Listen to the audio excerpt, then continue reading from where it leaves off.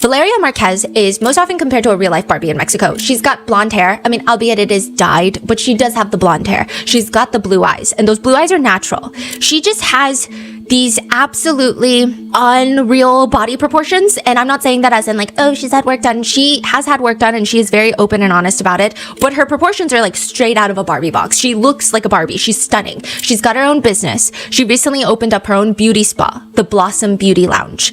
It kind of worked out perfectly. I mean, she's got like a social media following. They follow her for her looks. She's been open about the treatments she gets, and now you can go straight to the source. Plus, she's like the built-in marketing for the spa. May 13th, 2025. Valeria starts a TikTok live stream at the salon. The live stream itself lasts just under an hour, about 55 minutes, and the majority of the live stream, I would say, is pretty mundane. Like, there's really nothing out of the ordinary occurring, except, I mean, the fact that it appears Valeria wants to go home. Like, she just wants to go home from the spa earlier, but she's staying because one of her employees informs her, there's a guy looking for you. So there's this kind of like this side conversation happening throughout the entire live stream, and she's like, what guy? And the employee is telling her, I don't know, some delivery man came and he was looking for you. He's like, are you Valeria? And I was like, no, I'm just her employee, but she's gonna be back in an hour because she had gone to the doctor's. And he's like, well, I have a package for her and it's very expensive. So the employee's like, well, I'll take it. Like, that's my boss. She's gonna come back to the salon in an hour. And he said, no, I have to give it straight to Valeria. So I can't leave it with you, but I'll be back. Okay, so she found out about this in the middle of her live stream? She found out a little bit before, and she's explaining to her live stream viewers what's happening and why she's still at the spa, even though there's no customers anymore. It's just her and her employee waiting for this mysterious delivery man. And she doesn't know what it is, but her employee was like, I think it looked like an expensive gift, but he didn't say who it was from. Like, he didn't say anything. He just said he had to drop it off with you.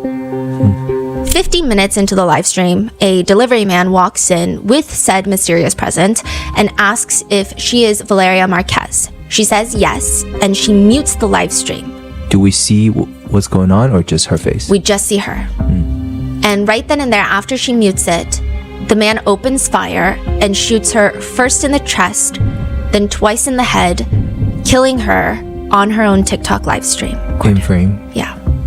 At some point, and I'm not sure the exact statistics, there came a point where, you know how we have WAGs, wives and girlfriends of athletes. There became this narco culture where there's almost like WAGs for narcos. The wives and girlfriends of the biggest narcos, like the biggest traffickers, cartel members. And they're famous? Yeah, they're famous, widely known. Yeah, like the El Chapo's wife is the most famous one. Yeah, she is like kind of symbolic of this exact lifestyle and term that we're about to get into. And I think it has to do with the fact that, I mean, I'm not sure exactly on the exact statistics because I don't think they're filing taxes and identifying themselves, but I'm not sure exactly how many traffickers are women, but I would imagine most narco traffickers are still predominantly men. So naturally, they date people and people identify those people. You see almost this lifestyle around it. There is a slang term that's used to reference some of them, and our researchers say it's like a very common term. It's not like derogatory or anything, but it's buchonas. So it comes from the word of like a very high-end, well-loved liquor brand from the Sinaloa cartel that they all drank. Huh. Okay. It's like confusing. It's hard to describe the word. They called the girlfriend and the wives that term? Buchonas, but yes, but it's also a lifestyle. Oh. So it's a word that became popular in Sinaloa, Mexico. At first, it's like a way to describe the very extravagant girlfriends of new age narcos. So again, like Emma from El Chapo, like El Chapo's wife, right? And it can broadly be referencing all narco wives and girlfriends. Like some people use it to categorize anyone who dates any narco. Okay. Or it can just be referencing a very specific type of girlfriend who dates a trafficker. Usually they are identifiable. And I was like reading through a lot of the translated, almost like historian type articles that were written. So people who are studying these trends in Mexico, like Mexican journalists who are studying the rise of the narco culture and narco world. Usually they wear tight and flashy clothing. Understated is not the goal. They like brand names, typically Versace and Louis Vuitton. Those are like the two. Long hair, long nails, Coke bottle body proportions. Makeup is done in a very dramatic fashion, heavy on the eyeshadow, eyeliner, fake lashes. Usually there's a lot of emphasis on breast augmentations, liposuction, BBLs. I will say there is a link between the cartel and cosmetic surgery, since many cartel traffickers are known to pay for their girlfriends' cosmetic surgeries, and sometimes all of their girlfriends. One famous surgeon was interviewed by journalists, and he said, you know, there was one single high-up cartel member who came in, paid for 30 women's different surgeries, all paid in cash. His 30 girlfriends?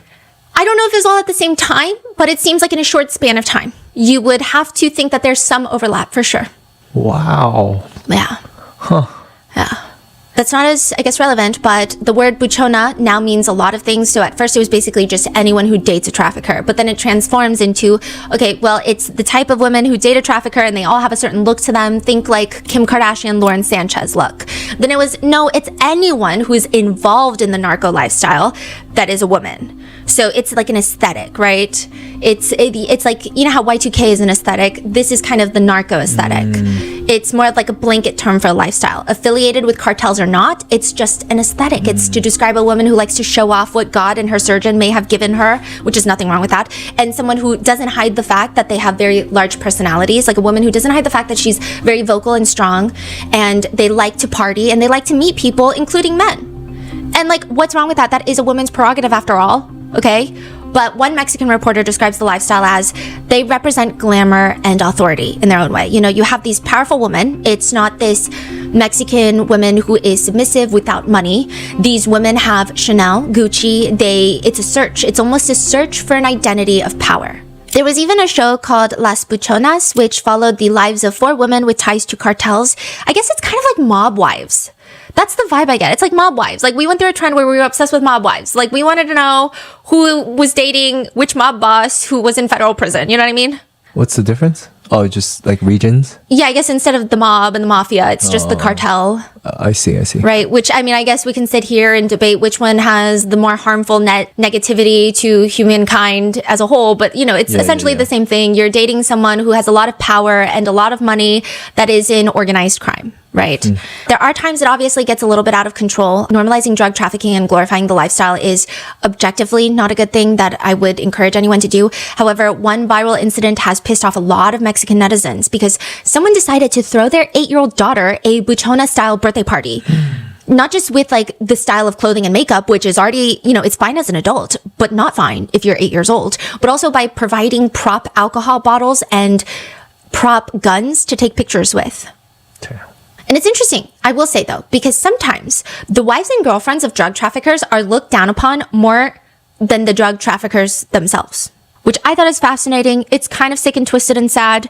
Okay, don't get me wrong. I think drug trafficking is looked down upon everywhere, right? But there is, you know, somewhat of a sentiment of, well, if certain governments cannot help you and people are born into a condition where the only thing around them is this option that they need to put food on the table, perhaps they did not get into it out of greed, but rather survival. Is it still bad? Yes. But like, there's still more of a nuanced take. That type of grace does not lend itself to the wags of narcos for some reason. Like, the women are considered shallow and gold diggers and never really given the same small amount of grace, I guess, that like, well, maybe there was no other way for them to put food on the table and find safety. But anyway, it's just interesting. It's fascinating. So they are mostly looked down upon by the mass?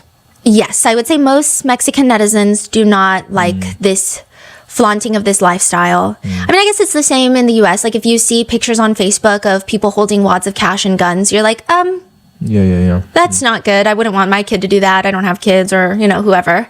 I see. Now, do all drug traffickers and their romantic interests come from such backgrounds where there really is nothing to do but survive off of trafficking? Probably not. But it's just, I think it's interesting that the women always get ripped apart quicker and more than the traffickers.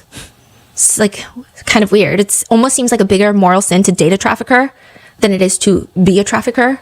I think it's idiotic, but no one asked for my opinion ever. The buchona lifestyle has a lot of nuanced debate around it. And Valeria is a very famous Mexican influencer that some people associated with that lifestyle. Do we know if she is or not? Or? She kept it under wraps whilst she was alive. There was always suspicions. I think people started picking up different things, right? In the beginning, when she was still alive, I don't think people had confirmation whether or not she was emulating a lifestyle because that was her personal style and interest, or whether she was involved with someone who is a trafficker. Because it's also an aesthetic now. So it's very confusing of like, was it just an aesthetic that she really liked? Because there's a lot of women in Sinaloa specifically who have made influencer careers, clothing companies based off of the buchona lifestyle, but it's unclear whether or not they have any relation to any cartel or have ever dated a trafficker. So is it like a situation like that? I mean, she's very open. I mean, her look, I guess people immediately identify to be part of this lifestyle, which I'm not entirely sure if it makes sense, but she's very open about her cosmetic procedures. Everyone called her the real life Barbie. And I also think it's very refreshing for the audience because she embraced the nickname, but she's also like so straightforward that her doctor had a lot to do with it. She states, I've had breast augmentation surgery, liposuction, rib reduction, fat transfer to my hips, my butt, cheek reduction surgery, like the buccal fat removal, and that's it. And she's got like a very curvy yet slim figure. She dyes her hair blonde. She's got natural blue eyes. This was another point where people were like, well, now I'm confused. She would post a lot of pictures of herself on yachts, private planes, parties, which is not unlike a lot of influencers in the US where they're always on yachts and we're like, how are you on a yacht? We don't know. Nobody knows, right?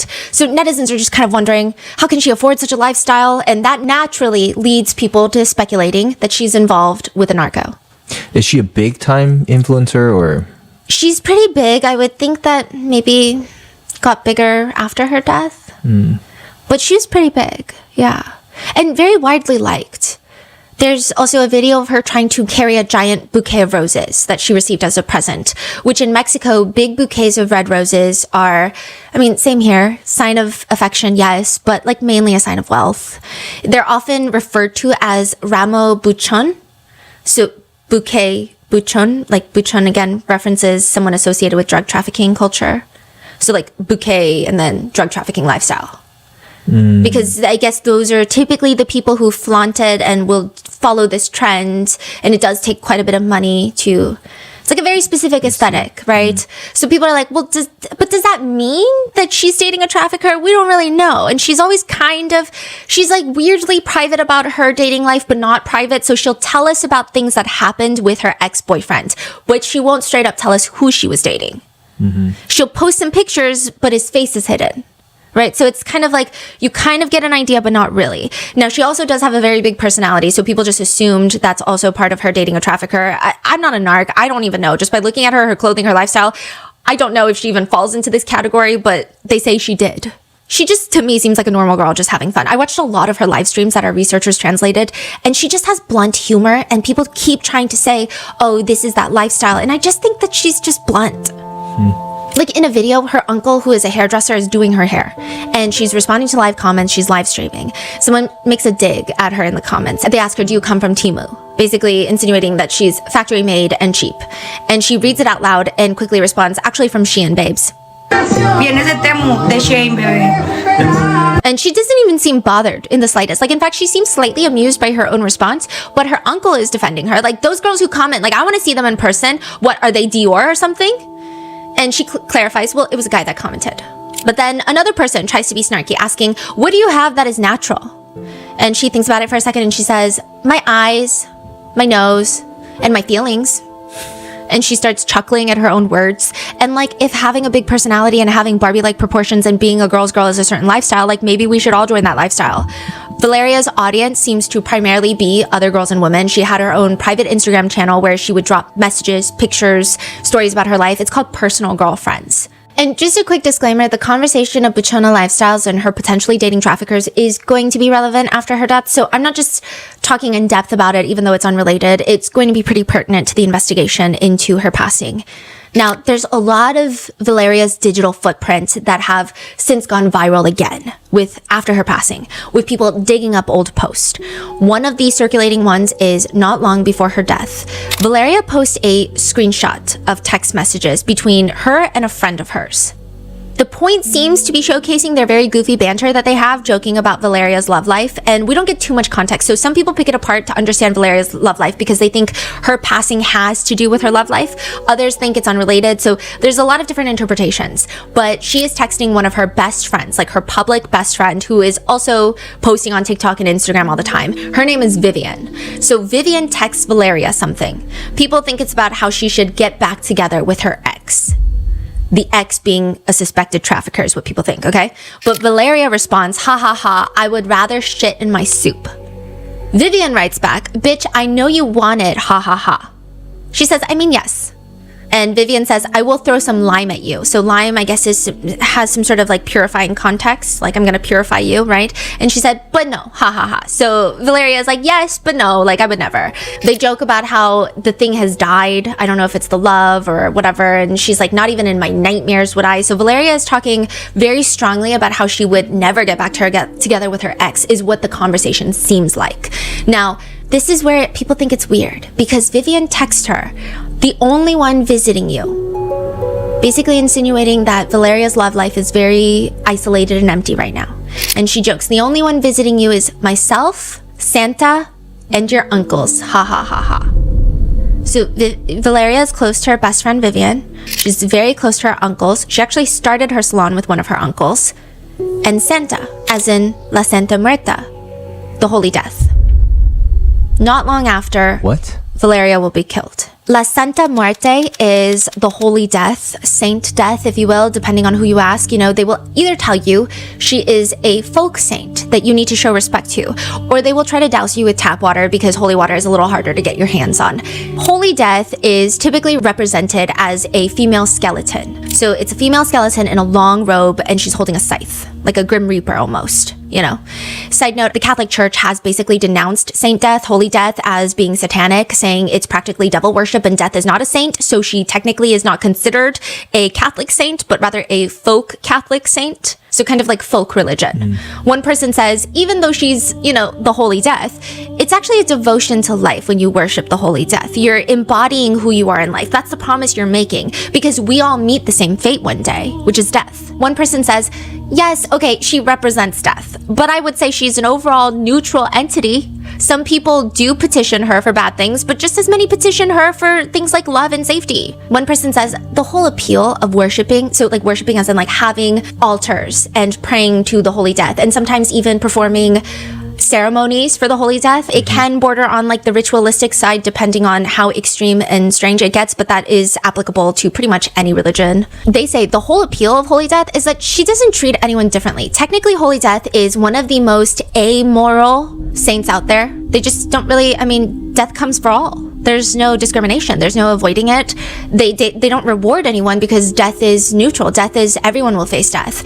This can actually be quite attractive for those who feel European saints or even God might be judgmental to some degree. Naturally, holy death may attract criminals, but does also just attract normal people who feel like others are not fond of their prayers. Simply put, some see holy death as someone who, as long as you provide the right altar and you celebrate and worship her in a certain way, she's not going to judge you for your personal life when deciding to answer your prayers. One Redditor states, Santa Muerta worship was once only associated with criminals, but she now has followers all over the world. She also has a really big growing group of LGBTQ plus followers because she loves all without any judgment. I have a small shrine of her in my house, and I'm not a criminal. I don't know about this very specific individual, but if you happen to stumble upon an altar made for Saint Death, the Holy Death, typically you'll find cigarettes, flowers, fruit, incense, water, alcoholic beverages, coins, candy, candles. Oftentimes tobacco is used, and it makes sense because she's also known as the Lady of the Night. So people who work at night, taxi drivers, bar owners, police, soldiers, sex workers, they will often worship Holy Death to protect themselves from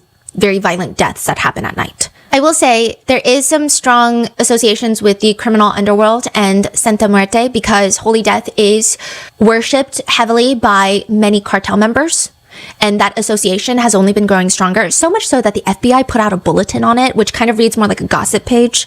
I don't know why they wrote it like this. They were like, the cult appears to have more European than Aztec origins, with some individuals describing Santa Muerte as a New Age Grim Reaper type goddess, a bad girl counterpart to the Virgin of Guadalupe.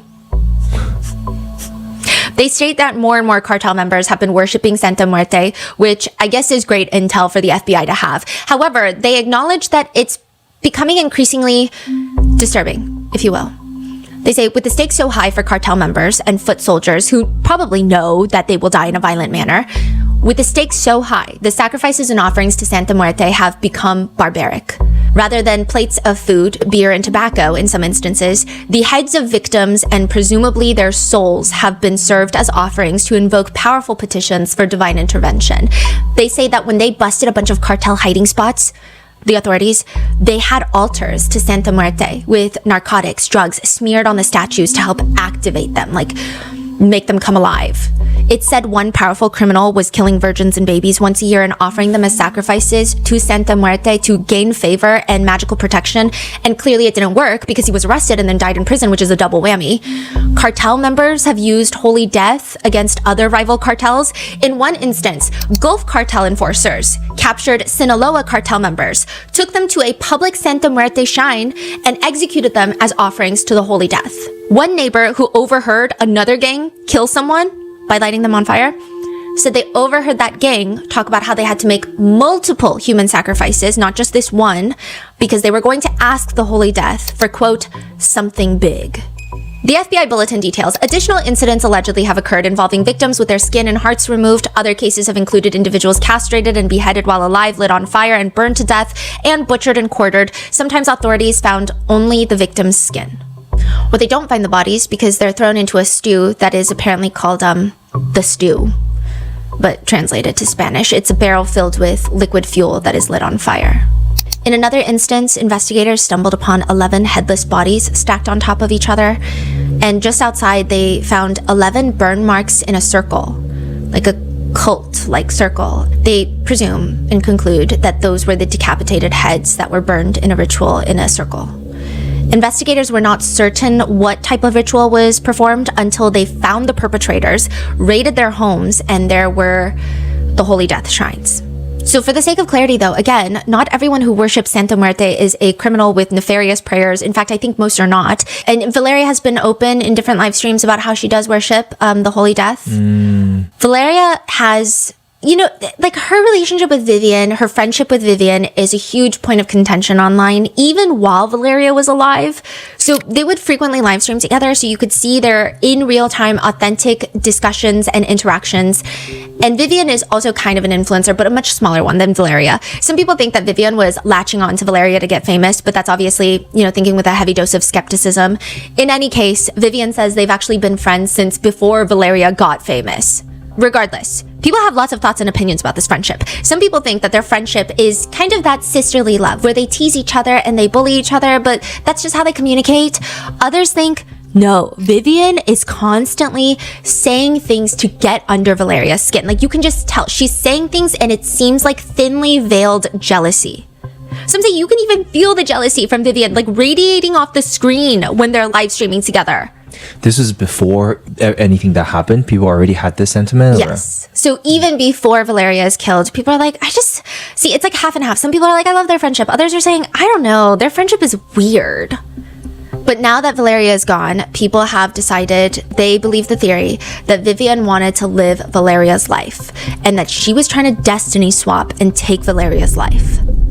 But if this popular netizen theory is correct, what are their different trajectories? Like, what is the life that Vivian wanted that Valeria had? So much so that Valeria ends up dead and netizens think this is what happened.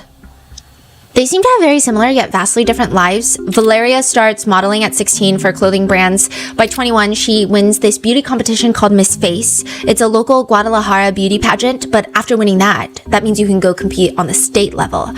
So Guadalajara is a city inside of Jalisco, the state. So she does participate in the running for Miss Jalisco in 2023. She does not win, which kind of kickstarts her influencer career. So even though she doesn't win, she won Miss Face of Guadalajara. So lots of like brands, they start reaching out to her. She starts modeling. There's a very well-known picture of her in medical scrubs. People actually say that she was a dentist and an influencer. It was actually a photo shoot for the brand. However, she was in school studying odontology at one point. So like dentistry at one point. So there's that. But her career starts really kicking off when she starts modeling for quinceanera dresses. You know, which some of the brands, they're selling these dresses for like $1,500. It's a huge market. It's almost like prom dresses. Like if you're modeling prom dresses, these are big name brands. They've been around a long time, household names. She starts gaining a lot of attention and she's very beautiful. I will say that she does look like a real life Barbie, but I think a lot of people were drawn to her personality. So our Spanish speaking researcher translated a lot of just like casual videos that have nothing to do with her passing. And I will say that she naturally does seem intimidating because she's very beautiful, but she also has a very strong personality. So she like voices out her thoughts very frequently, but everything she does also seems humble at the same time. I think It's kind of like in Korea, we have a stereotype almost of like the aggressive 언니 that cares. It's like the aggressive older sister who is not going to sugarcoat it, but also like she's holding your hair back, she's giving you her favorite lipstick, and she takes care of you, but she's also calling you a dumb bitch because you were acting like one. Interesting. So she kind of has that personality. Like someone even asks her in her live stream in the comments, they're like, "Are you angry?" And she responds, "No, my love, why?" So it's very like not, she's not like, "Oh no, why would you think I'm angry? I'm not angry." She's just very blunt, straightforward. Someone will comment, "Do your pajamas smell bad?" So this is supposed to imply that she only wears cheap clothes. And she immediately responds, "No, but do you want to come smell it? You can even smell my ass if you want." Oye, no huele feo tu pijama. ¿No quieres venir a olerla? Hasta del culo si quieres. And she's still putting on her makeup. And it's just... Okay, like for example, another live stream she has. She shows all of her makeup that she's using. She's like taking time and she's like telling everyone, take pictures because I'm not going to show you, right? So she's like, okay, this lipstick is this color. This is this color. And she shows all her lipsticks. And then she finally gets to applying makeup and she reads a comment out loud. And they're like, "Can we see your lipstick to take a picture?" And she said, "Fucking bitch, the first thing I said was take pictures because I won't show them over and over again. This is the last time I show my lipsticks, okay? Anyone who asks me again, I'm going to beat your ass." Tus labiales para tomarles fotos. Hijas de la chingada. Lo primero que les dije, tómenle foto porque no lo voy a estar enseñando. Es la última vez que enseño mis labiales, ¿ok? And then she takes a long time calmly showing every single lipstick again. So it's like, and maybe she's copying a trend where there was a trend where like a guy was selling purses and he would get upset when people wanted to see the purses up close. So like, but I don't know if she was copying that trend. It didn't seem like exactly. It just seems like she's kind of that was her way of humor. August 2024, she opens up her own business, the Blossom Beauty Lounge, inside of a plaza. I did see people say that her salon is inside of a mall, which is not entirely false, but don't picture like an enclosed shopping mall where you walk through a giant building. It's a plaza that has a parking lot right in front. That will be important later. Salon was opened with her uncle from her mom's side. So he's a professional hairdresser. She frequently filmed with him. And the salon is full service. They do everything: hair, eyelashes, nails, eyebrows. The whole motto is, there is no better treatment than the time you dedicate to yourself. And so people would accuse her of flaunting on private planes and yachts and trying to show off a luxury lifestyle. And her salon is actually very welcoming and affordable. So for example, a manicure, and obviously it's going to sound a little bit more affordable if you're based in the US, and this is still affordable in Mexico, but a manicure would be $11 to $22. Women's haircut, $7 to $35. Full tape and extensions, including the hair, starts at like $175, which is still pricey, yes, but extensions, including hair, can get incredibly expensive. A full 50-minute long lymphatic drainage massage to the face is $41. And I couldn't find specific information about the total employee count of everybody that works there, but you don't really need to know. All you need to know is she's the manager, social media marketer. Her uncle is also a manager, a co-manager, but he's the main hairdresser. So he's the one that does the hair. He's the hairstylist. Then you have Erica. Erica is the nail tech. She's going to be important later. And then you have another individual that does some of the other stuff like the eyelashes, the facials, but it's a very small group of people. As for Vivian, she doesn't have the most interesting life path that's occurring to her. When she was younger, she said that she was very rebellious in high school and that caused a bit of problems. She actually her first initial work was as an image girl for a club. And she describes it as, you get this club, a bunch of club promoters will recruit a bunch of girls to show up and they just hang out around the club. When guys walk by, they hear there's pretty girls in the club with the hopes of going home with one of them, which they're not going to because they're just like paid to be there. The guys will come, spend money on drinks, buy girls bottles, and then the girls come home and they do alternating days. So it's like if you went last Thursday, you can't come the next Thursday because like what if the same people are off on Thursdays? It's just a weird... She did image girl work before she was even legally allowed to enter a club, which is illegal, but you get the vibe. She meets Valeria through Instagram. They had a lot of friends and acquaintances that were the same, but they officially start talking through Instagram when they were both trying to just promote each other on Instagram. She said back then you would try to promote friends' accounts and then they would promote you and that's how you meet people and followers. They're 15. So they start doing, they start promoting each other on Instagram. They go to the club and she describes it. Vivian describes it as Valeria is the very confident, over the top personality, whereas Vivian is the very shy one. Vivian said she's basically an ice block. She was not opening up to anyone. She was very reserved and Valeria was the one that got her out of her shell. So Valeria meets her when she's 15 and she passes away when she's 23. I mean, that's a very long-standing friendship. You would say that they're best friends, right? Vivian clarifies that they were not best friends throughout the entire timeline. They would have these like on and off moments in their friendship, and most of that would occur when one of them would get into serious relationships. Because they just stop hanging out with friends, especially friends you go out to the clubs with, because now you're dating a guy and he probably doesn't want you to go to the clubs. And that's when they would have these little off moments. But it was never anything crazy. She says that she did meet Valeria's other partners, like ex-boyfriends. And I mean, she did find out that the ex-boyfriend cheated on her. And that was like a whole thing. But nothing crazy about them either. I mean, she says that there's really not much going on. In any case, when they were friendly though, they presented as like best friends. They would have sleepovers, they would hug, cuddle, give each other presents. Usually if Valeria is showing a friend on live stream or getting ready with a girlfriend and she pans the camera over, you can almost bet money that it's going to be Vivian. I mean, they're always together. They do a lot of girl talk live streams. In one live stream, Vivian is reading comments and someone asks her, "Do you have a boyfriend, Vivian?" She seems a little uncomfortable, and this is like where people point out maybe there's tension. Valeria blurts out, "A husband." Wow. Vivian responds, "Well, something like that. I have it, and another 7 have him as well." Another 7 girls have him as well. Yes, which Valeria seems annoyed, rolls her eyes, and blurts out like a slang word that I guess would be equivalent to the word that's been circulating a lot, which I know has been a word in, basically it's like a crumb eater.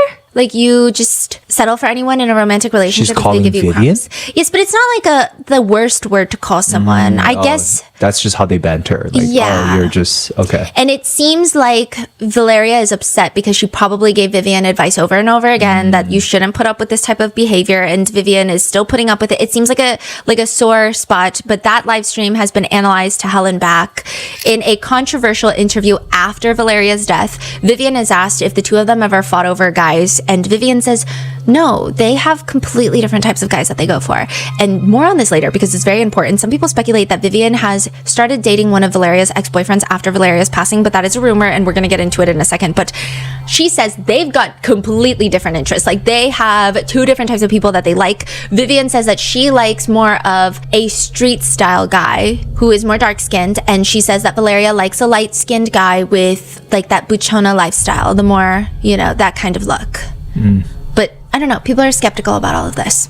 Anyways, they have had full-blown falling outs in their friendship. On Valeria's private chat, she once messaged the group of her followers, the personal girlfriends, "Viv doesn't want to be my friend anymore. She told me she doesn't want to talk to me anymore and to break up the friendship." She literally said that to me. A few days after that, she sends another message and says, "We're back to being friends forever."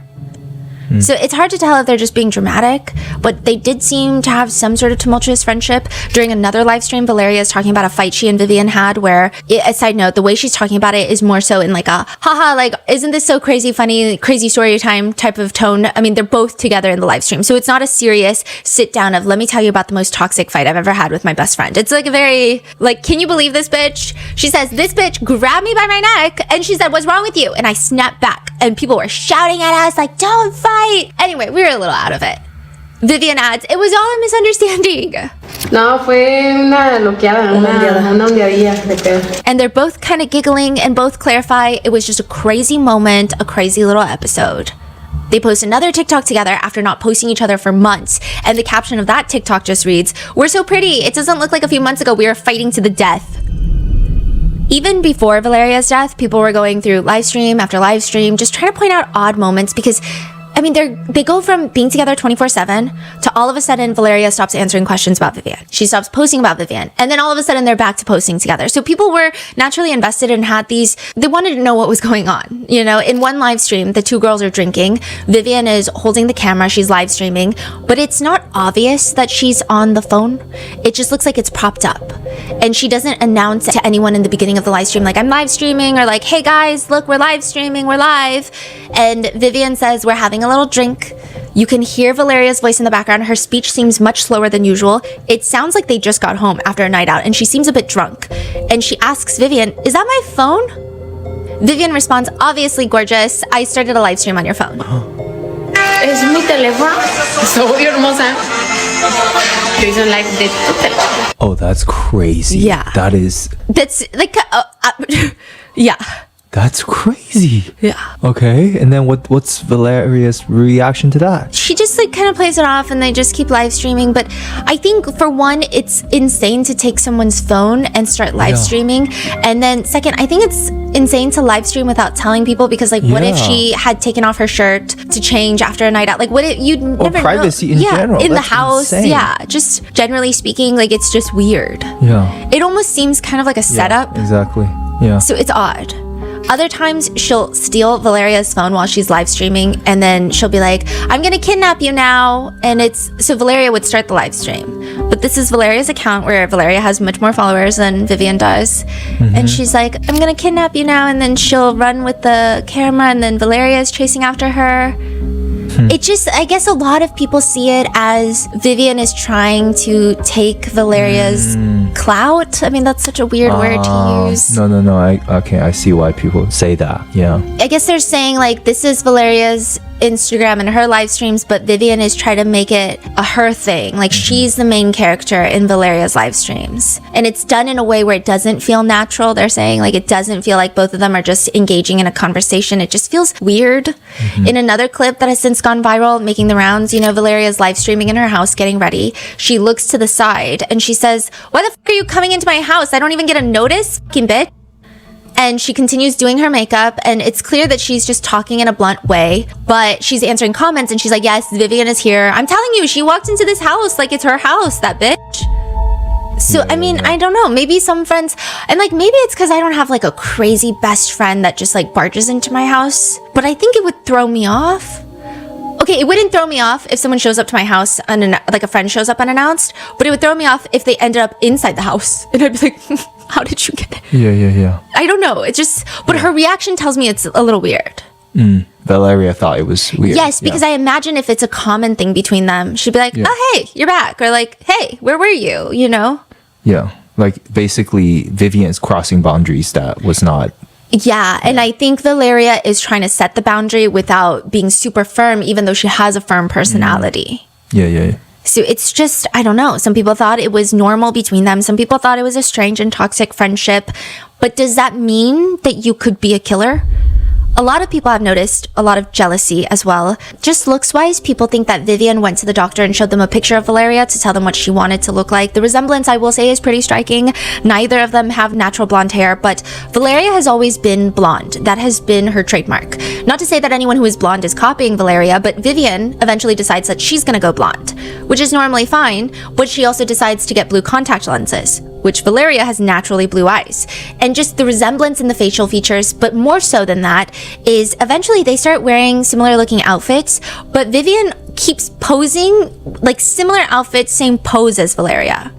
So there's like a picture of them and the camera is angled upwards, so the camera is lower and they're both wearing this animal print looking tube top with a little thin scarf with the same print. And it's like such a distinct picture angle and it's such a distinct top. That's two separate photos you're saying. Yeah, so Very Valeria's went up identical. first and then Vivian's. And it just looks like the clothing is the same, the pose is the same, makeup is the same. It's just kind of like, so it's just a lot of similarities, which I mean, like, I do think best friends naturally have a lot of similarities because you start wearing similar clothing, you start adopting the same mannerisms, and I think that's completely normal. And I actually think it's kind of cute, but in this situation, it was kind of weird. It just felt like maybe she's copying her or trying to be her. And it's not just that, she keeps using Valeria's things. And it seems like Valeria is getting fed up. In one clip, Valeria is live streaming and she looks to the side and she shouts at Vivian, "You're gonna steal my panties again? Like, why don't you just bring your own, Vivian?" Vivian is like, "I forgot them, I'll buy you more." "No, I don't need you to buy them, you stupid bitch. I'm gonna be left with none. They're over there. I can't stand you."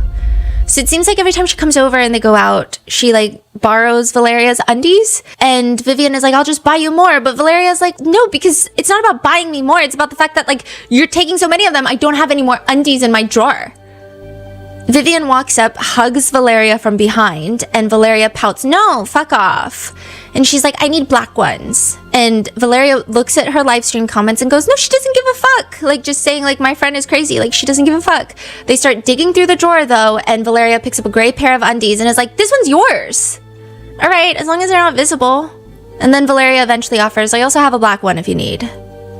One person on Reddit says about destiny swapping in general, not in relation to this case. I'm gonna keep it real as a woo-woo girl. I don't believe in destiny swapping because I don't believe somebody can take what God has for you.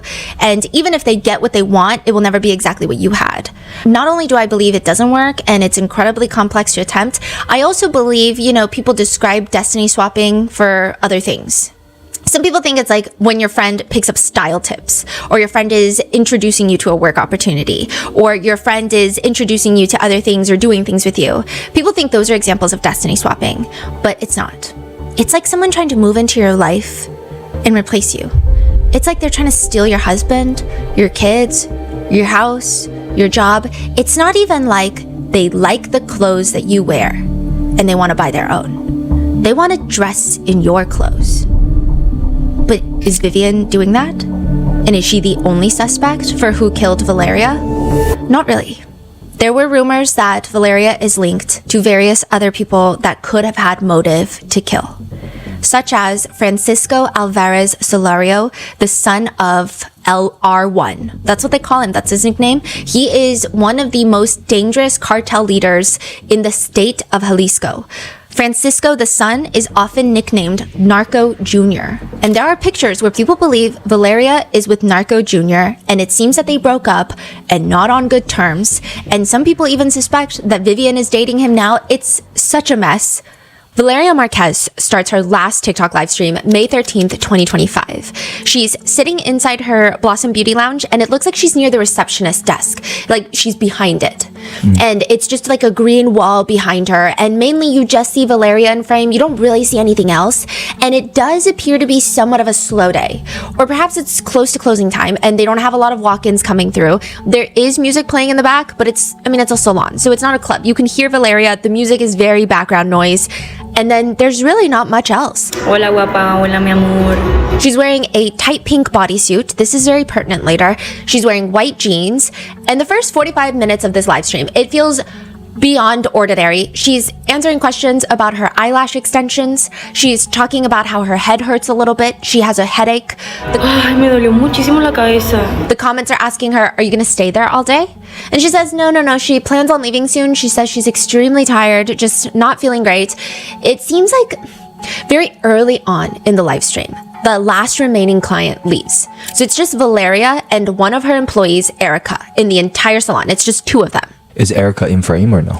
She comes in frame briefly, like her face is kind of here and there, but not really at all. And it seems like she's doing things in the background. So when she's even talking to Valeria, her voice will sound sometimes more distant, sometimes a little bit closer. She's just in that vicinity. Now, the question that people have is, okay, well, it's near closing time and you guys are both there. You don't have any clients and you're saying your head hurts. Why don't you just leave? Or like, why don't you leave it for Erica to close the store? Is that the best thing a boss can do? Probably not, but it would make sense.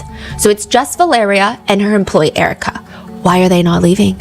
It just doesn't, it's kind of odd. To the point where comments are pointing that out, and Valeria responds, well, the only reason that she's not leaving and she's staying is because her employee Erica told her some delivery driver came by earlier today. So at this point, Valeria had stepped out to go to the doctor's office. Erica's alone, she's managing the salon, and a delivery driver comes up with this mysterious gift in a black bag, and he's like, this is for Valeria. Erica's like, okay, well, that's my boss, so I can just sign something, like you can just give it to me. She's about to be back in an hour. He says no. It's a very expensive delivery and I can only leave it with Valeria. But because Erica is like, okay, well, she's not here and she's gonna be back in like an hour, why don't you just come back in an hour? And he says, okay, I'll come back in an hour. It's been way longer than an hour. So this is around 2:30. It's closer to 6 right now. Valeria is so confused by this. Like it seems that she was told by Erica all of this before she starts the TikTok live stream. And as she's explaining it to the comments of why she's staying, even though she has a headache, she's kind of confused. Y yo, pues más o menos llego como en una hora. Y ya dijeron de que, no, es que mejor me espero a que llegue ella porque es muy costoso. A mí que me va a andar regalando algo. As she's explaining it, she's also kind of confused. And she's asking, like, Erica, do you know what the delivery was? Did he mention where it's from, who it's from? And Erica's like, I have no clue. I just knew it was in a black bag. I don't even know what was in there. Valeria's like, okay, well, I guess I have to wait. But I'm like falling asleep. Erica reassures her it was a black bag, but it was like one of those present, like gift bags. Neta, me estoy quedando dormida, güey. Tengo mucho sueño. Hola, hola, hermosa. Hola, amor. Algo costoso y en una bolsa negra. They get a little distracted with work stuff, and then Erica eventually brings up the topic of the present again. She says, you know, they're making us get excited. Valeria, on the other hand, seems a little more skeptical, and I don't know if this is just her blunt humor coming into play, but she says, dude, maybe they're gonna kill me. Güey, a lo mejor me iban a matar, güey. That is wild. I don't know if it's... Right after she does keep dancing to the music, but her tone does seem a little concerned, and I don't know if all of this is in hindsight and I'm overthinking it, but it's just odd. Valeria reassures her viewers, no guys, it was just a present, but I don't know who sent it. It was like somewhat translucent, right? Like there was little stars on the bag. So she's like confirming with Erica off screen. Something expensive? Because it wasn't a delivery man. Like they would have left something if it was a delivery man, right? Like a regular delivery guy, like Amazon or UPS would probably just leave it. Valeria is confused by the whole thing, just repeating to herself, but if it wasn't a delivery man, then who? Que no era un repartidor y luego quién? 23 minutes into the stream, Valeria gets a message from her best friend Vivian and announces it. She's like, oh, Vivian just texted me. And she's texting Vivian and they're talking about an upcoming surgery that Valeria has, like an elective surgery. As she's texting, she turns back to Erica and talks about the delivery again. And she's like, dude, I'm still worried. You said that you couldn't see his face? He was wearing something like, you know, the motorcyclists wear, like a, you know, helmet thingy, but it didn't go over his whole head. And what did he say? That he was going to come back in an hour? I don't know. I just saw him coming in here. Valeria looks at the camera with like big eyes, like, you know, when you look at someone like, what? What does that mean? Yeah. As if she's terrified, but she doesn't look scared. It's kind of more like, what? Like, you know that look. Yeah. And she responds, they're going to snatch me or what? That's crazy. Güey, me quedé preocupada. She looks around, turns back to the live stream, and she's like telling her live stream comments, no, I don't know what's going on, but like, who could it be? Girls, I think I'm gonna go because I'm getting creeped out. She said she couldn't see his face, but it was a delivery man, but like not a delivery man, but a delivery man. 20 minutes before the killing, so 34 minutes and like 55 seconds into the live stream, Valeria announces that Vivian texted her that she needs to stay and wait because Vivian wants to see her face. Later, Vivian describes this as taken out of context, but we're gonna just go down with the live stream. Valeria drops her phone and shouts, hurry up, bitch, because I have to leave. Valeria says, what is this bitch gonna send me? A que me espere, dice la Vivian, que porque quiere ver mi cara. ¡Rápido, pendeja, que me tengo que ir! So now Vivian is saying, no, you have to wait because I want to see your face, not because of the mysterious delivery man, but because I've sent you a surprise. What? Yeah. A separate one? Separate. Oh. So Valeria is like, what is this bitch gonna send me? Dude, is she gonna send me some stupid shit? I swear. Erica says then the delivery driver would have just left it with her if it was something stupid. So like there's like, I think everyone's miscommunicating here, right? So Erica is like, no, I don't think the delivery driver was gonna leave you something stupid. And so Valeria is like, no, I mean Vivian, she's going to send me something too. Valeria says she's tired, she's sweating, she just wants to go home. Meanwhile, Erica clarifies she tried to take the gift from the guy, but he was intent that it had to be directly to Valeria. Then a male voice is in the background. Suddenly someone has entered the studio, someone walked in. Hola, buenas tardes. Valeria stands up and sits back down with a Starbucks bag, and she's very smiley. Vivian, dude, just say you're into me. She opens the bag, pulls out her very favorite Starbucks drink, which is a dragon fruit lemonade refresher. Then another male voice. Hola, buenas tardes. Valeria gets up, comes back into frame, and it's like a Miniso bag, you know, the Miniso? Japanese. Yeah, Miniso. She pops it open and opens a stuffed toy, like a little stuffed pig.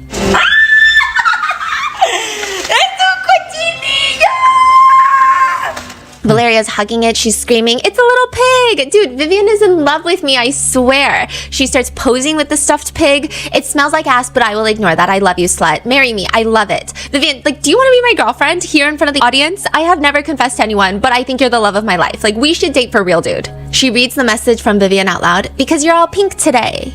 She poses with her present and announces, I will stay until fucking 7 then because I'm a responsible boss. But tomorrow, I'm not gonna be here, so don't fuck with me. I'm just playing. I'll still come. So she's saying, I'm just kidding. I'm still gonna come into the salon. No me lo mandó Vivian. Ella sabe lo que me gusta. She starts going back to answering the live comments. Do you like women? No, but I feel like the love of my life is Vivian. I'm looking for a man, but men aren't worth shit. Girls are nicer, more thoughtful, so on. They go back to talking about the delivery man. Erica says the delivery man came around 2:30 p.m. And she's like, I told him that you'd be back in an hour, and now it's 6. Valeria goes back to reading comments. They should be here by now then. And she's like, exactly. So a comment is like, they should be here by now. And she's like, exactly. Could it be a fan? Maybe, but like, why wouldn't they just leave it? You know? Erica jokes, maybe he thought I was like a thief. Valeria turns to Erica, but was he a delivery man? Did he look like a delivery man? Or a bodyguard? No, a delivery man. ¿Parecía repartidor o escolta? No, ¿Repartidor? Now, side note, a lot of influential people, politicians, wealthy businessmen, and high-up traffickers tend to have bodyguards in Mexico. So that was a very pertinent, relevant question. Valeria starts asking Erica questions. Was he small or tall? Medium, like my height.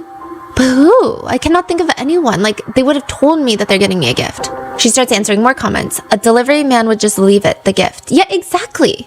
Does the stuffed animal have a GPS? Oh, no. This is sent by Vivian, dude. So they're like asking, oh, the stuffed animal, who is it sent by? Like, that's creepy. So her comments are getting a little skeptical too. And she's like, no, this is from Vivian. Dude, I don't know. Erica told me it was like a box or like a black gift bag with little stars. And it had something very expensive inside. So they wanted me to receive it and take a picture of me with the gift. But I have no idea who could have sent it. I'm not seeing someone. Like I would say, oh, well then the guy that I'm seeing probably sent it. But no, I don't know. This is creepy, right? He said he's going to come back in an hour, 2:30 p.m. It's like now 6 p.m. Erica further clarifies, I was here. And he said, Valeria Marquez? And I said, yes. Like he thought it was me. And he doubted, like, she's not here. And I told him, no, but this is her business and you can leave it here. There's no problem. I can deliver it to her. And he said, I was told to take a picture with her with it. And I said, then wait for her, but I don't know when she's going to get back, probably in an hour. And he said, well, because of the price, I can't just leave it with you. And I told him, well, if you want, I can call her. If she says you can leave it, you can probably leave it, right? And he's like, no, I'm going to be back. And then finally, 55 minutes in, Valeria says, he's coming. Ya viene. No, sí. So, the windows are glass in the salon, so she can see a man approaching, and Erica must recognize the guy because she chimes in, oh, yes. Because if it wasn't the same delivery guy, she wouldn't have said that. You hear a male voice in the background, very calm, like very cheery almost. Hello. And Vivian responds, hello. The delivery man sounds friendly, and he asks, Valeria Marquez? Yes. Hola. Sí. Valeria leans forward, mutes the live stream, and a few seconds later, you see her holding her stomach with her mouth open.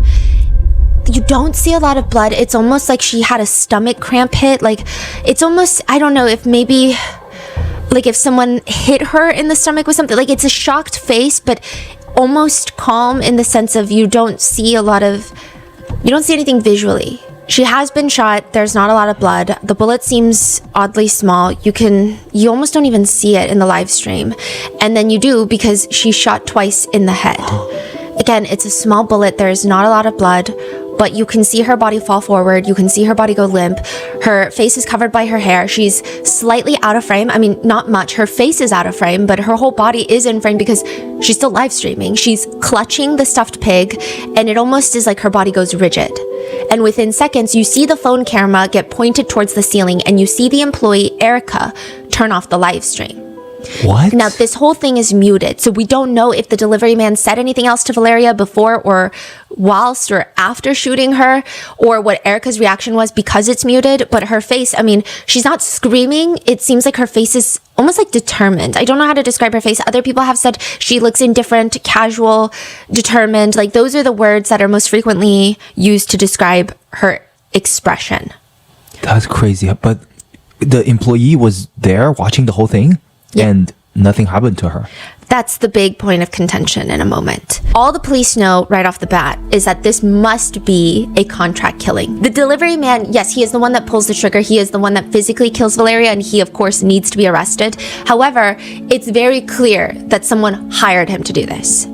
He has no relation with Valeria. He's here for a target. It seems like he came back to make sure it's Valeria. Like, this is just a job to him. He's clearly been paid to fulfill an order. But who is the one that ordered it? A lot of people initially thought it was Erica. Because they're wondering, why is the first thing that she did is turn off the camera? It doesn't make sense. She would also technically, just statistically, she would probably be dead too. Because a lot of the times if you're this ballsy to take out an influencer who's live streaming on TikTok with a lot of fans that are watching, you probably don't care to also kill her employee just so you leave no witnesses. So his face was not fully covered, right? You don't see him on camera though, but not fully covered. Erica would have seen. Right. Erica earlier said that he was wearing like a helmet, but not fully covering the face. So she could kind of identify him. Yeah. And she could probably identify his motorcycle, or like, I'm assuming he walked in with certain... Yeah. So would she not have been dead too? Not that people are wishing that an additional person would have died, but it just didn't make any sense. On top of the fact that she looked really calm. A lot of people are saying, put yourself in that position. If you are Erica and you don't know if you're next, you're not ending a live stream. You're begging for your life. You're screaming. You're taking cover. You're doing something. Like, the live stream is the last thing that would be on your mind if you're Erica. One person theorizes if Erica hadn't set up Valeria, she would have gotten killed too. It just doesn't make sense, because who's going to let a witness live? They both would have been killed. I think the hard part is a lot of people think Erica is suspicious, and they think that she may have been in on it. Maybe she didn't know what was going to happen. Maybe she was paid to keep her boss all day. Maybe she thought it was going to be something good. Like, she genuinely thought her boss was going to get a cute surprise. No one knows, right? But they don't think that she's the one that would have all this incentive to want Valeria dead. No motive. No motive. But then, like, who does? But did she talk? Did she... Only to the police. Okay, so do we know the version? No. Really? So when she turned off the live, we're assuming that's after the hitman has left. Or is in the process of walking out. But it seems pretty fast. We don't know. Quick. But it was pretty fast. It's hard to give you an exact timeline because, yeah, it was pretty fast. Okay. Yeah, that's weird. All we have are like re-uploaded clips, and I probably wouldn't advise you trying to hunt down the clip. Most of the clips have cut out the part where after she mutes it, the clip ends. So it's hard to say if there was any altering of the facts, but it seemed pretty quick. And I guess you can't rule out an obsessed fan or a stalker or some sort of admirer, but this does feel a lot more personal than that. So the people's next best guess on the internet is maybe it's Vivian, the only other person that was interacting with Valeria during this live stream that has maybe some sort of motive. Vivian is the friend that people thought was jealous of Valeria this entire time. One person comments, "My parents always warned me jealousy can be deadly." Another writes, "Once all the signs add up to jealousy, I'm out because you never know what happens." People also point out that Vivian kept telling Valeria to stay because she wanted her to get her gifts and wanted to see her reactions to said gifts. But Vivian says, you guys are taking it all just out of context. She explains later in an interview, this is after Valeria's death. She says, I always give Valeria gifts. Like when Valeria's live streaming, I'm always sending her gifts, specifically like through Uber Eats. So in a different live stream, you know, Valeria is reading her comments and Vivian is telling her to eat something. Eventually there's a knock on the door. Valeria looks shocked, but like not in a bad way. She says, I didn't order anything. It's for Valeria Marquez. Me? I didn't order anything. She takes the bag and she's like, who the hell is this from? Is this Vivian? It's a dragon fruit refresher from Starbucks. It's my favorite. Then that means it's from Vivian. Fuck me if it's not from Vivian. Vivian texts Valeria, from who else could it be? Valeria laughs, and in other clips, Vivian and Valeria are both live streaming together, getting ready to go out.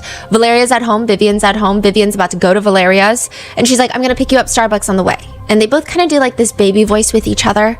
¿Quieres que te lleve un Starbucks? Other videos show Valeria showing off a bouquet of flowers she got from Vivian.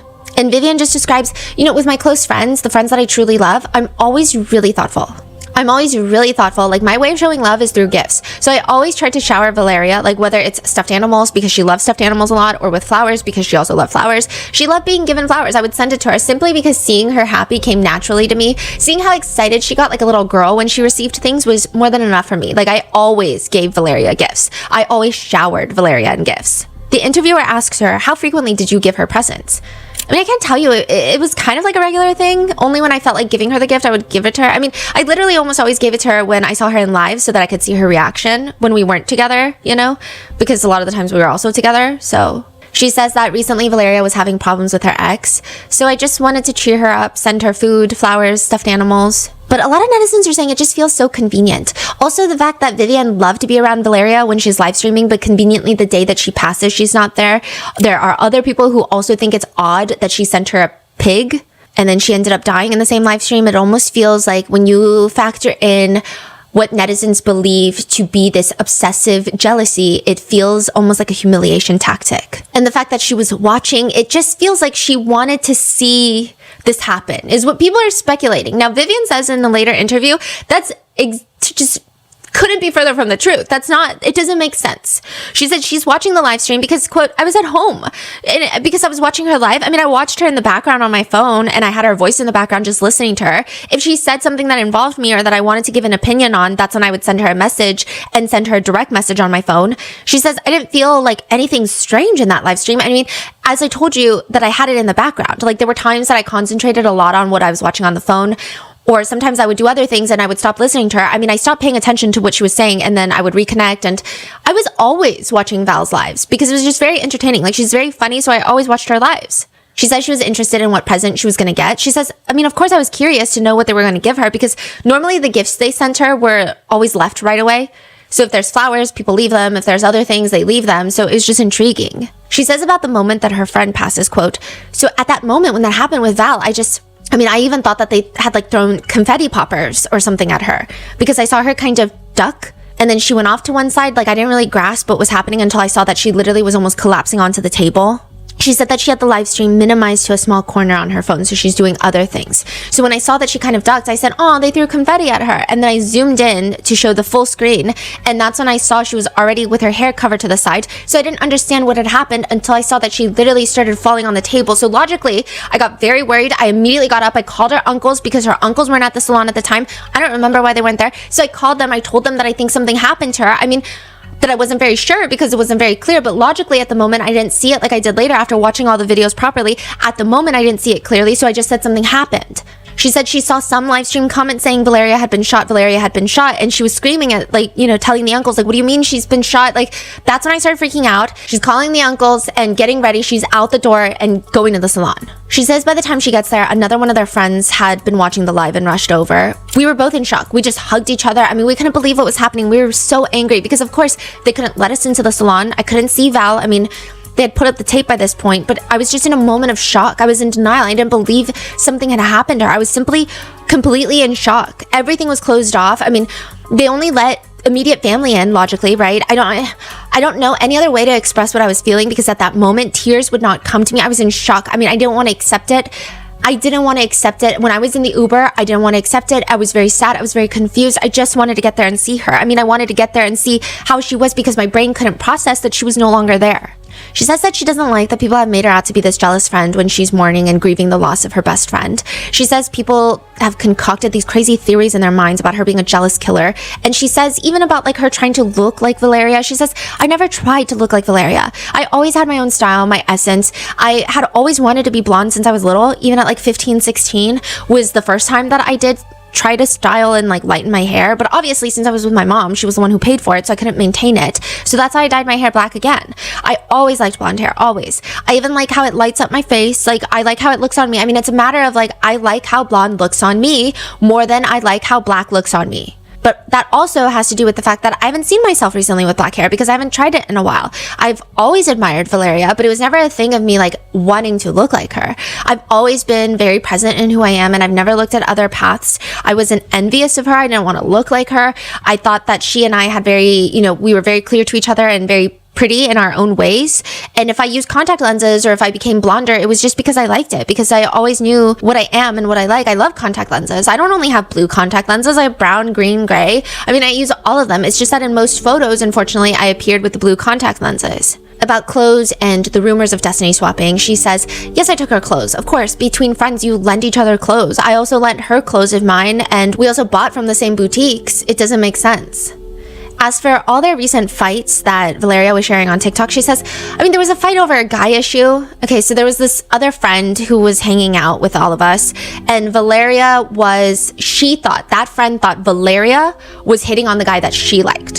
So there was this whole mess where they started to tell each other, just insulting each other, and I was present because I was there, and I didn't take a side. I didn't take a side with Valeria. I didn't take a side with anybody. And then I still remained friendly with the other friend. And that's kind of like how it all happened. And she says, but it's interesting because Valeria was on live for about 55 minutes and Vivian's orders match up closer to when Valeria is killed. So it's almost like 3 orders come back to back. The Starbucks drink, the little pig, and then the delivery man that kills Valeria. People found that timing suspicious. And she says, I mean, I ordered both through Uber Eats. Like, you can see that. Suspicious as, like, why does it line up so perfectly, like, around the same time? is what people are saying, yeah. But some people think it's like her way of making Valeria just more obligated to stay and wait for the execution. I guess some people are saying like, well, hypothetically, if I were the one calling the hit and the delivery man is like telling me they're nearby, I would send her something to make her stay a little longer, distract her, because I guess maybe as time goes on, you can see Valeria is getting more and more over it. And she's just like, okay, like I don't even really care at this point. So it could be that. But Vivian says Valeria is not that type. She says in an interview, and obviously this is something that benefits her, so I guess you could take it how you will, but she says that Valeria is not the type that would ever stay just because of any sort of gifts, whether it be Vivian's gifts or an expensive gift. She says, quote, because Valeria, if she really had felt in danger, even if I told her to stay, she would have left. Like she simply just would have left. She wouldn't have listened to anybody. She wouldn't have listened to me. She wouldn't have listened to anyone. I mean, if she felt like she wasn't safe or that something bad was going to happen to her, she would have left.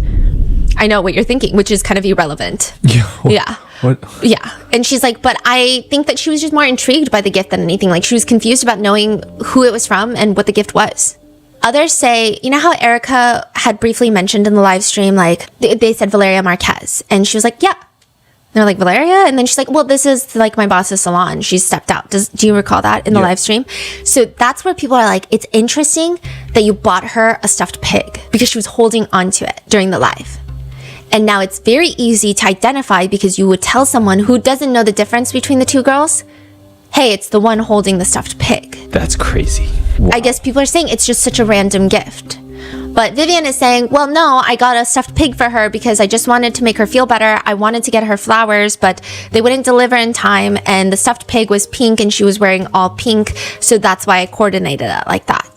Now, aside from Vivian, there is another suspect the internet has their eyes on. So they're not just like honed in on Vivian, it's the cartels. Valeria is based in Guadalajara, which is where one of the more powerful criminal organizations is based, CJNG, Cartel Jalisco Nueva Generation, the new generation of Cartel Jalisco.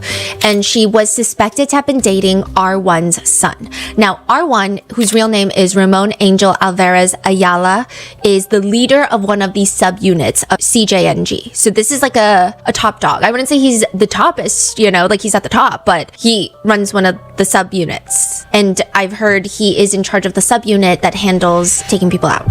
So it seems like a very violent subunit. So cartels their structure is interesting. So they have subunits that are dedicated to just like violence and enforcement.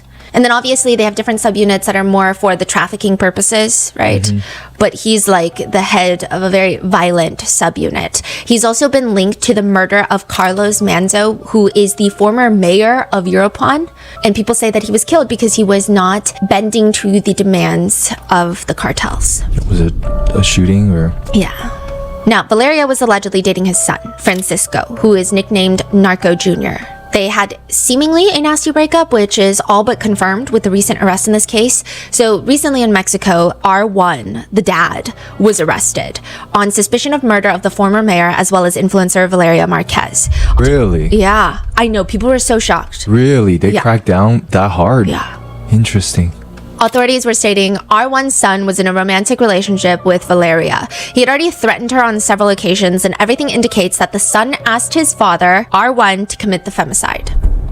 Femicide. The son, Francisco Narco Jr., has not been found yet. Authorities have not been able to locate him.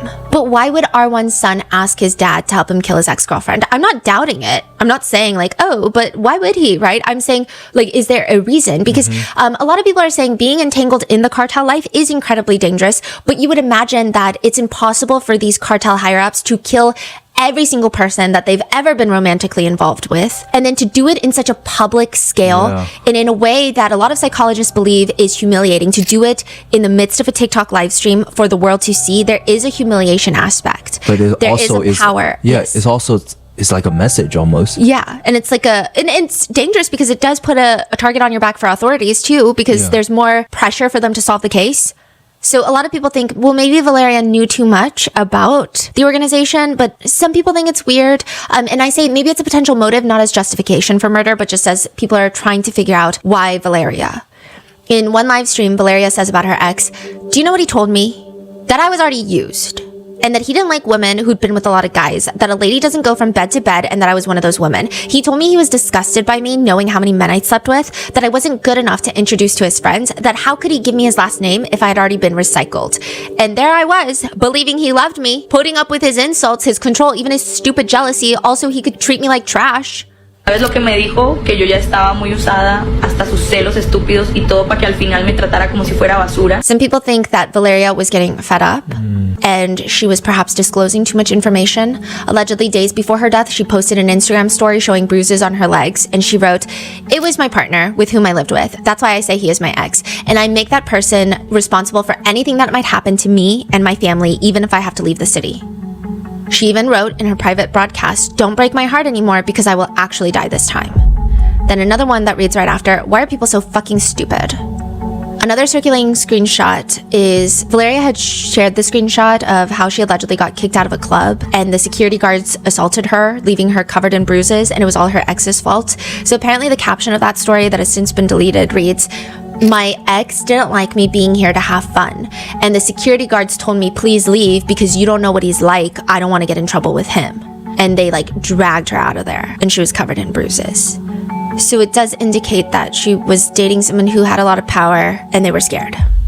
There was also another screenshot that she shared where it's text messages between her and her ex-boyfriend, which people think is Francisco, and he's telling her, "I've never showed you the other side of me, you don't want to mess with me." And she was wondering if that was a threat. I see. A lot of people, though, I will say, are relieved and happy that there is a step closer to justice. Okay, happy is a crazy word. Relieved and grateful that there is a step closer to justice. One person comments, "Finally," but also you can arrest her friend who set her up. So people are happy, but they also think that Vivian was still involved. The cartel and Vivian theories were not separate from each other. The new internet theory is that Valeria's ex-boyfriend, Narco Jr., had Vivian's help in making sure Valeria stayed. And a lot of those people think that Vivian also recruited Erica to help as well. Some of the other people are just indifferent to Erica, but people speculate that Vivian's new boyfriend is Narco Jr., Valeria's ex-boyfriend, and that perhaps they'd even been dating prior to all of this, prior to Valeria being killed. There were some people who with cases where there's lots of internet conspiracy theories, it does take me a lot of time to try and step back, because it's very natural once you start reading the same theory over and over again to kind of slip into it and say, you know what, that does kind of make sense. And then you have to take a step back to be like, okay, am I saying that because I've read so many forums that sound convincing, or is there maybe any truth to it? So I really don't know. And this is a case where it just keeps spiraling. And I'm like, on one hand, I could kind of see it. On the other hand, it sounds crazy, but maybe it's not. Some people are saying even Vivian taking Valeria's underwear, she could have been going behind Valeria's back, sleeping with Francisco. And that could have been a very haha, I'm wearing your girlfriend's underwear, my best friend, while we're sleeping together. Does that make sense? Okay. And then sending her the pig. People are speculating if she was in on it and she wanted Valeria out of the picture so she could have Francisco to herself. The pig could have also been some sort of inside joke between her and Francisco, or just another humiliating aspect to add to all of this. It's a big theory, this is, for Vivian? So, yes, these are the people who are fleshing out the theories, but I would say a lot of people think that she's involved, even after the arrest of R1. So no one is like, oh, no, we knew it was the cartel. We probably knew an ex-boyfriend was involved, but we still think Vivian is involved. I would say that's a huge internet sentiment right now. But there's no proof other than a few faceless pictures of Vivian and, a picture of Vivian hugging a guy who is faceless that people just assume is Francisco. So there's really no proof. And they think that reason just makes sense. And so that same interview that she does after Valeria's death, she's asked about her own cosmetic procedures and what she plans in the future for getting more work done. And the interviewer is like, what do you do for work right now? And she says, right now I don't work. Then how do you pay for your surgeries? She says, I can't comment on that. And she's also, people think it's weird that she's defending Erica. So people are imagine the friendship that Vivian and Valeria had. If it's true, both parties, if Vivian thought of Valeria the way Valeria thought of Vivian, if my friend was killed on live stream and the only other person was her employee there, and she turned off that live stream in that manner, I'm gonna have my strong suspicions. Yeah. I'm not going to be at least even favorable of that person, right? Like it would have to take a long conversation with this individual to even have some sort of, basically what Erica has come out to say was she didn't want her boss to be shown to the world in that state. So she did come out to say what happened. That was it. Oh. She said, I just ended it because I didn't want my boss to be shown in that state to her followers. But it was just the quickness in which she ended it. People are like, no, it makes sense, but it's the fact that that was like one of the first things you did. Right. You know, it's kind of, it just doesn't make sense with all the adrenaline going on with all of this, and like maybe the killer is still there, or at least he's in the vicinity, and you're just turning off the live stream doesn't make any sense. Yeah. It seems like something that you would do after step 1, step 2, step 3. So that was just Erica's explanation. She doesn't further elaborate. That's it. Vivian, however, defends Erica in that interview, saying, later when I saw her reaction of the clip, it seemed to me more like a reaction that in the beginning she didn't want Valeria to be vulnerable. You know, the same thing is happening to me where they're crucifying her simply for ending a live stream. I mean, I don't have an opinion on that because in reality, I don't know her. I mean, I don't know her deeply, but if she's in the same situation as me, you know, where people are accusing her of things, well, I send her lots of strength, and don't let yourself be brought down by the bad comments. At the end of the day, she knows the relationship that she had with Val, and that's what matters. And I hope that her loved ones and her friends are surrounding her with lots of love. People thought that was weird because you're Valeria's friend, best friend since like 15. Yeah. Did she ever say who she thought did this? No. Yeah, she also, when she's asked, like, was Valeria dating members of the cartel? And she says she wasn't dating anyone that would bring any trouble. See, she clearly knows more than, at that point, and she's, then if she's not being transparent about some aspect, then people's going to assume you're lying about more things. So I think it's just a matter of, do people think she's lying because you don't want the cartel on your back? Because to be like, oh yeah, no, she was dating a cartel member. Obviously, the cartel is not going to take that nicely. They're not going to just be like, oh, okay, do your little live streams and interviews. Or is it the fact that she has further incentive to protect that information? Yeah. She says, for all the people who are coming up with rumors about her, quote, broaden your minds a little more. Don't get carried away by all the things you see on the internet. Don't get carried away because people simply have a certain number of followers and they are already judge and jury to say who is guilty and who is not when the evidence they have isn't even real, it's fabricated. But some people think even that is shady. People are like, you've never once demanded justice for your friend. Like, you're not going around trying to get answers. You're just more so being like, hey guys, don't believe everything you hear when your friend is dead. Vivian has also started fighting back in the comments. One person had commented on her profile, free me from friends like you. And she responds, I don't think you have any friends. When someone asks her why she told Valeria to stay, she responds, yes, dude, I told her to stay, but for my gifts only. I never told her to stay the whole time. And then she gets frustrated and she says, just go watch the full live stream, dude. I mean... Tú le dijiste que se quedara. Sí, güey, yo le dije que se quedara, pero a mis regalos, nada más. Yo nunca le dije que se quedara de que todo el tiempo. Like, she's telling them to watch the live stream in which her friend was killed. It's just kind of odd. Now, as of right now, it appears that the authorities are searching for Narco Jr. I don't know if they're going to find him. Probably not. I also think, and I say this as like a place from anger, not a place of just like stating the facts, right? But I do wonder if R1 had not also killed the former mayor, if he wouldn't have been arrested.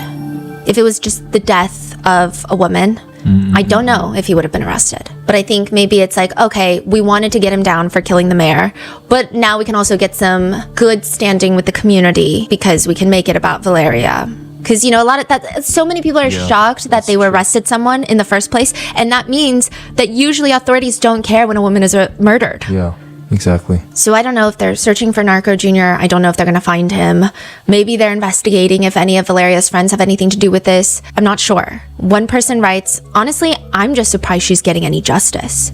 Another person comments, I hate that pig plushie. It was so symbolic and it broke my heart how she hugged it as she died. And what's crazy is a lot of people still blame Valeria for her own murder. One comment reads, I had my suspicions. It's so sad that they end up like this because they just want an easy life. Another responds, she had it coming. She knew what she was getting involved with. She looked for her own death. God gives you free will on the path that you choose to take. Rest in peace. Someone else comments, not everything that shines is gold. They get involved with criminals and then they don't like it anymore. People have been generating like AI generated images of her holding a plushie, and they write in the words, "This happened to me for being a whore. Work so you don't think you can go around being a whore and get money from a drug trafficker and then leave him as if nothing happened." Which is already a dumb, despicable message, but it makes even less sense when you realize that Valeria was killed at work, at her place of work. Someone even made an AI picture of Valeria laying in the morgue where she's essayed by someone dressed as the medical examiner. And so just even in her passing, there's this whole debate. Lots of people are saying, like, why are we making her a martyr? Why are we making her the face of femicide when she was the one that decided to get involved with cartels? And then other people are saying that's still victim blaming. Like, that's the reason why maybe she should be the face of femicide. Not that there should be a face or one face, but it's like, that's another reason people are upset. One person comments, the way that people are covering the femicide of Valeria Marquez fucking enrages me. Like, they keep spreading videos of her murder when she gets shot. They also keep only showing photos of her in swimsuits. Like, just stop. To which someone directly comments, "Whores who get involved with narcos don't deserve any less than to be belittled even after death. Let this be an example that easy luxury is not free." One person writes, "Valeria Marquez was not killed for being buchona, or for having plastic surgery, or for being ambitious, or for even dating a narco. She was murdered because in Mexico and in many parts of the world, having a male partner who lacks the tools to manage his emotions continues to be a risk factor for women. Valeria was not killed by her lifestyle. She was killed by a man who lacked emotional control, not because of how she looked, but because she said no and because she left a relationship." And that is where we are with Valeria Marquez's death. I will keep you guys up to date if there are any updates. What are your thoughts on this case? Do you think other people were involved? Do you think that they're going to go after Narco Jr.? Let me know in the comments. Stay safe, and I will see you in the next one.